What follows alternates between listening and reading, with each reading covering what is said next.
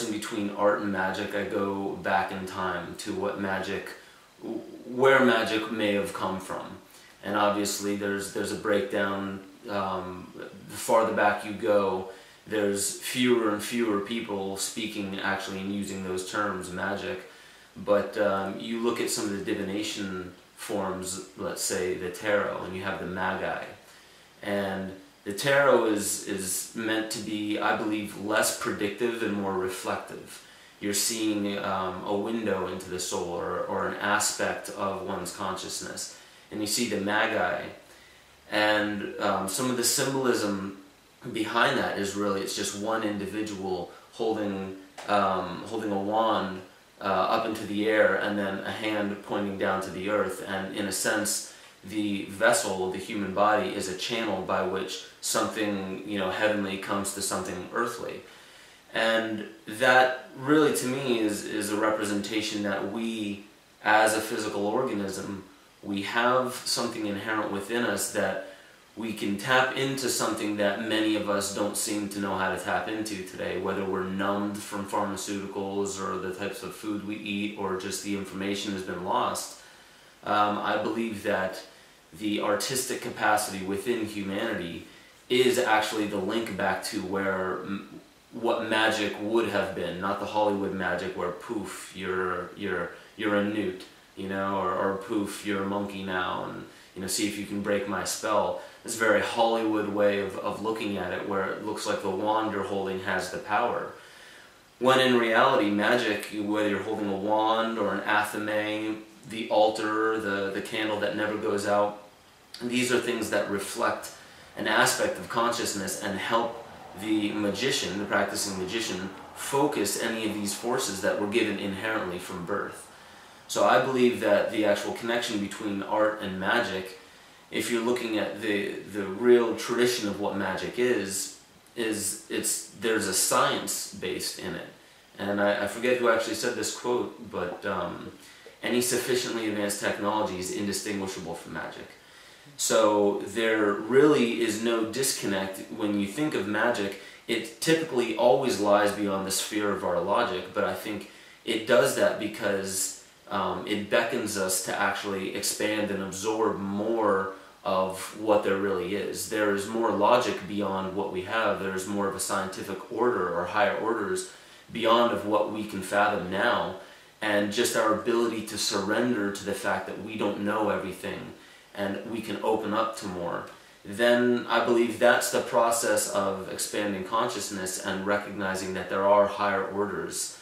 And when we tap into that, let's say the Greek word for magic is magike techne, and it's the art of a magus. And I believe that art is, and the creative capacity of being able to envision, is the bridge between our level of logic right now, our level of consciousness, and the yearning that brings us out to actually expand and absorb more of this order, so higher orders.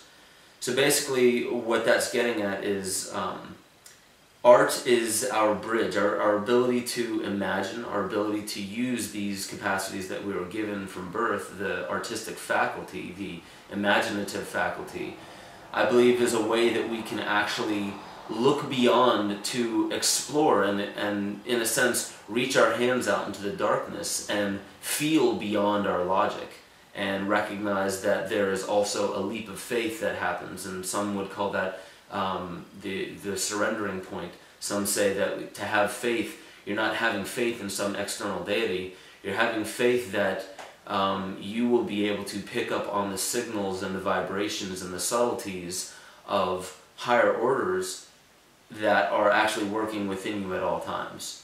So I believe that art, today we wouldn't call it magic because that's kind of a bastardized term, but I believe that everybody resonates with, yeah, we all have an artistic capacity, whether it be very little, whether some people say, yeah, I know if I really put my energy towards it, I could probably come up with a song or dance a little more, or do something in the artistic realm.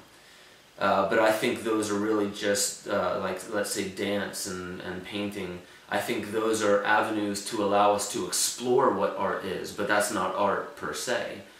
Those are skills. And I think a true magician is really just somebody who recognizes a higher order, and they are using that art form or that craft to be able to channel it through their physical being.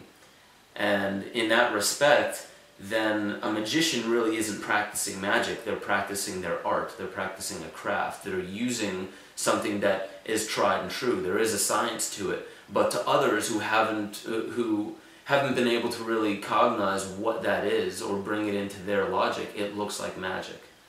So I do very much so believe that art is that seed within us that many of us have explored, maybe many of us haven't explored, but our artistic capacity is that bridge, is that portal or that conduit by which magic comes into our life. And I think a lot of the magic will first start showing up in our lives when we start taking a leap of faith and looking for the synchronicities that are abundant in our life.